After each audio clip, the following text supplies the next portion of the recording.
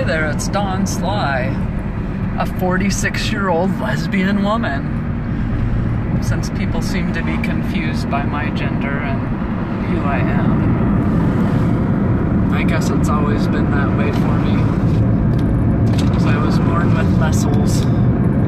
Don't have to do much to have them. Just kind of run around playing. So I thought it would be a good idea to give a summary, since I apparently have some more viewers on board, about what the heck is happening. I'm not participating in any part of authorized show. I'm being illegally audio and video recorded. I've started making recordings on my Samsung phone through Periscope, mostly because my family disabled my phone so it doesn't have an SD chip slot. I have a Galaxy 7.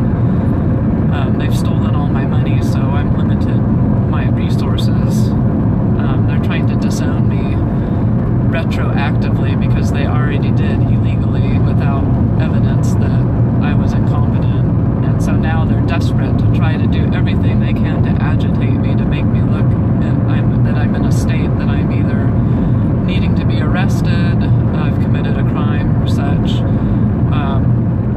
or I need to be committed, or they would love if I would kill myself, or they could actually have somebody kill me, like they had Levi McKinnon attempted several times at the top of Spencer View, and said that he was using squibs because I was talking about squibs, medical marijuana squibs. So he was using real bullets. He just has an ineffective weapon. And his real name's Cliff Harold. He's a paid actor, posing as a federal police officer, impersonating a police officer. I believe he might have actually used to have been a Lane County police officer, but now he is an actor that should be getting in trouble for impersonating a police officer.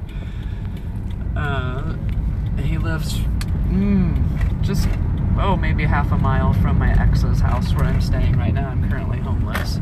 So anyway, that's what's currently happening, and I'll take it back to about July 2015 when I became cognizant of people fucking with my life, at least taking an interest in watching my stuff and profiting from it, using it for their own creativity and songwriting, music, whatever, ideas. I went to, I think it started actually about the beginning of July 2015. I was on, or the end of June 2015, I was on a vacation with my ex. We had been together about 17 years. She's about 17 years older than I am. And we have a daughter together that just turned 4 on May 21st. That I had through artificial insemination, a willing-to-be-known sperm donor at Oregon Health Sciences University. And we went on a vacation, and I went with her brother to a private club in Port Angeles, which I know sounds kind of like an oxymoron, and I did. And he told me that he had come to give me a list of songs to help heal children that had been hurt when they were younger, to help heal people that had been hurt. And I went outside when it was time to go and closed down, and he followed me, and Todd followed along too because he was protective. The man's name was Alex, and he whipped out a pad, like a notebook piece of paper, and a number 2 pencil, and spontaneously wrote out a list of songs and said I needed to go to YouTube and listen to them, and that it would help me out. So there's a long involved story, but I'm really not that stoned, and so I'm not in a very good storytelling mood right now. The marijuana that I've been getting has been tampered with, and it's mostly artificial. They've stolen all of my marijuana that I grow that has healing abilities, and I'm not getting any positive energy from anybody at all, and so I'm low on energy, and I don't have a lot of creativity to share with people. It's all been sucked from me vampire style. So listened to the list of songs, and at minimum thought it was very interesting from the perspective of coming from an autistic mind, how that would be, those certain songs were selected. When I was talking to Alex, I gave him a bud of sour pink grapefruit marijuana, and that was really good bud. I miss having stuff that smells good and tastes good, real terpenes. I just don't have that around me anymore. It's been one of the things that's been ruined. It's as though people are studying me and taking away anything that could quite possibly cause me pleasure. So ruining my marijuana was one of the first things to go. Anyway, I digress. So I listened to the list, and I also shared it with a couple of different people, and the only person that really paid attention was a woman named Rachel that I used to work with at Willamette Family. She was a family advocate at first, and then she did skill building, and I was her supervisor for a while, and then she shifted into a position where I didn't supervise her anymore. But I told her about the list, and she went and made a copy of it and went and listened to the same songs too. And from that point forward, it opened up some sort of different type of energy that allowed me to connect with other people in a different way to help heal them. And the only way I thought to do it at that time was to listen to that certain songs from that song list, which I had no clue what they meant or what they were to do, but I used some of the songs with children that I worked with, and I got really cool results. I heard things like that everything turned golden when they listened to the songs. I had Bose headphones, and they would listen to them. I would just sit with them and then talk about it after they were done, and they would tell me all these different really cool things. They would see colors. They would tell me things about myself that I had no clue about, said that I looked different, like that I had a link to God that I didn't have before, that there was golden light coming from my head upwards to the sky. And that was all pretty weird because I don't have a strong religious background, and I've tried to study all religions. I have a pretty good history of taking college level courses of religion, and I think every religion has some sort of value to it, and I wish that everybody could be respected in their view and how things are, but I think there is organization to the universe, and I don't understand what there is to it, but I don't subscribe to one particular point of view for religion. So I think they're all probably different interpretations of one big thing.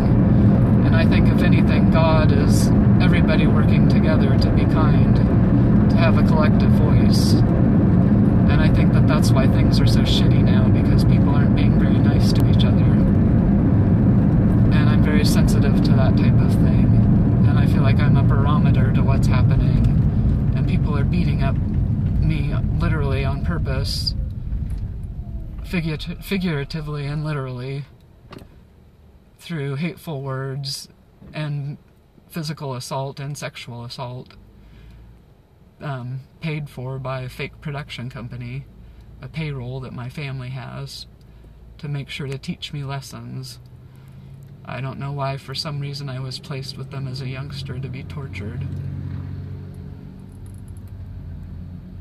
Anyway, I started to use the songs with kids, and the director talked to me about being careful about different beliefs and healing beliefs and that type of thing, and I said, of course. I had, 22 years experience as a clinical social worker at that point, and I started to go be really agitated at work there in my office, and realized in retrospect they'd been contracting with somebody to put methamphetamine in the HVAC system, aerosol methamphetamine. His name's Mark Meyer. He said he was getting federal dollars for it, and he used a cattle trailer to do it, and there's witnesses, and there's even a couple people who took pictures, because shortly thereafter he started hanging around and creepily trying to stalk Rachel. So, anyway, one day I was having a rough day and hearing a lot of different things, and people were actually being paid to go by the door and call me a lesbian and a dyke and a it and all sorts of things. And they,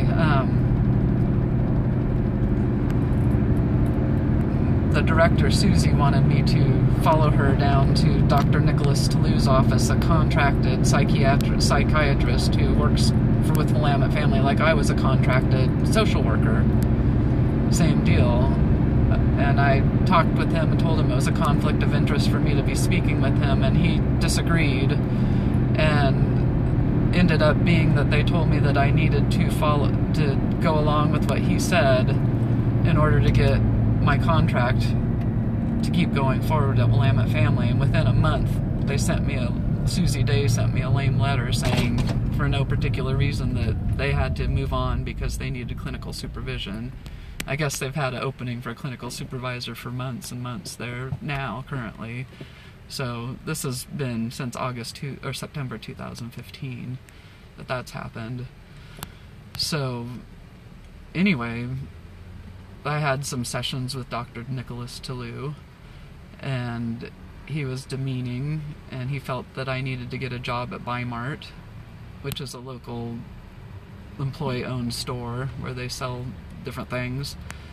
And he thought that I was psychotic due to smoking marijuana, and he wanted me to take antipsychotic medication, which I refused to do. He dropped my case when I told him I remembered being molested by my family, specifically my mother, Barbara Sly. When I told her I remembered being molested as a child, she asked, was it me? Was her response. And yeah, it was her, and it was a lot of other people too. It was apparently the culture in that family then. They were training me to masturbate in front of people, get naked and wear fur boots and do things a certain way and look at pornography and make certain sounds to stimulate them and all sorts of fun things like that sex abuse victims often are made to do, sexualized behavior.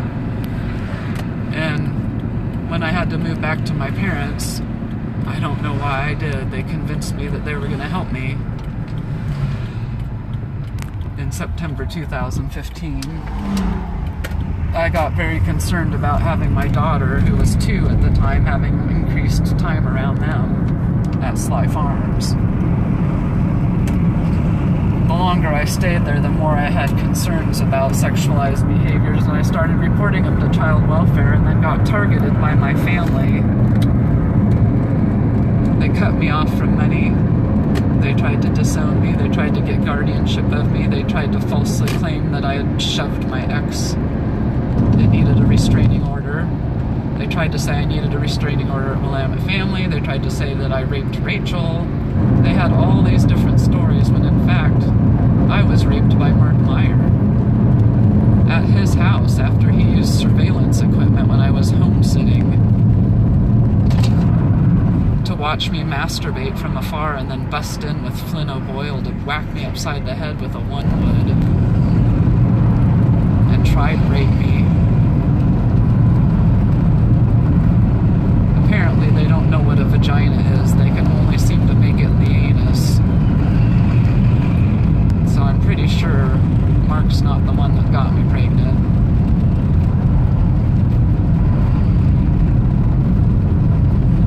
Oh, Grumpy Berry Face is on me. He must have been involved. He's a big rapist as well. Barack Obama took advantage of his presidential power to access technology that was unethically used to go back in time and rape people that he liked over and over and over again for his own pleasure. That technology has been discontinued.